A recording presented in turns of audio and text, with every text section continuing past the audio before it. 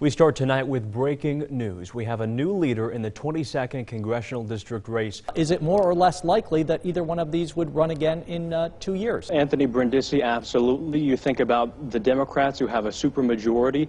They will most likely redistrict in a way that will give this particular district an advantage. Route 5S roundabout is expected to be complete in less than 2 weeks. These two chambers behind me are the anaerobic digesters, and they can hold up to 2.4 million pounds of food scraps. Be sure to keep an eye on the website for any updates on local news. I think Colleen just dropped something. So clearly we need to get out of here. Is family farmers' mental health an issue that should be addressed by the federal government? And if so, how would you address it? Absolutely. Tenney just behind at 155-422.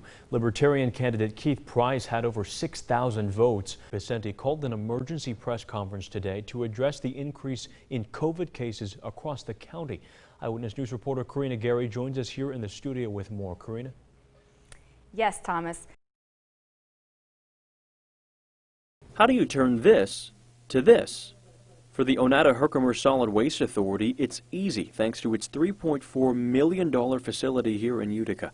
Recycling coordinator Sam Brown says this plant allows residents to easily turn their leftover food scraps into energy. It has already made a significant environmental impact since the plant's construction a year ago. Since we've opened in May of 2019, we've been able to divert over 8 million pounds of food waste from the landfill. Plus, the electricity created from those scraps helps power the wastewater treatment plant, which in turn keeps our lakes and rivers clean.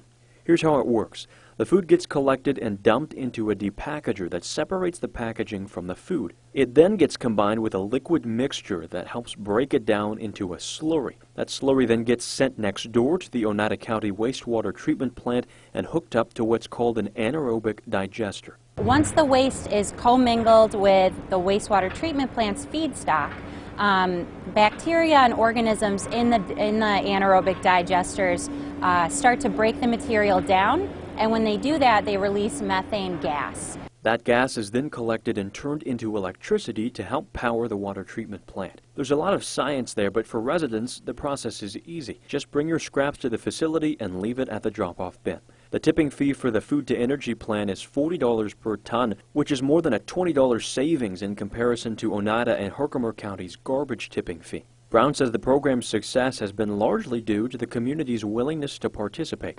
So that's really a testament to not only our program, but to the residents and businesses in this region. For more information, visit ohswa.org.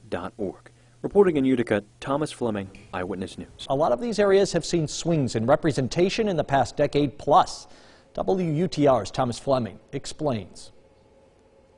The similarities between Anthony Brindisi and Claudia Tenney are as close as the contest they're in. Both Brindisi and Tenney are attorneys who have served in the New York State Assembly representing neighboring districts. And in fact, the two are neighbors living within walking distance of each other. Of course, they have also each represented the 22nd District in the House. The 22nd District was recreated into its current form following the 2010 census. That's when the old 24th District, which was primarily the Mohawk Valley and some points west, was blended with the old 22nd District, which was exclusively Southern Tier. It remained a Republican district by registration, but with strong Democrat influence from its urban areas. In 2016, there was an open seat race. Brindisi passed on the opportunity. On the Republican side, Claudia Tenney jumped in. She had tried just 2 years prior in 2014 when she primaried Congressman Richard Hanna and fell short. Tenney was elected to Congress in a three-way general election in 2016 against two political first-timers.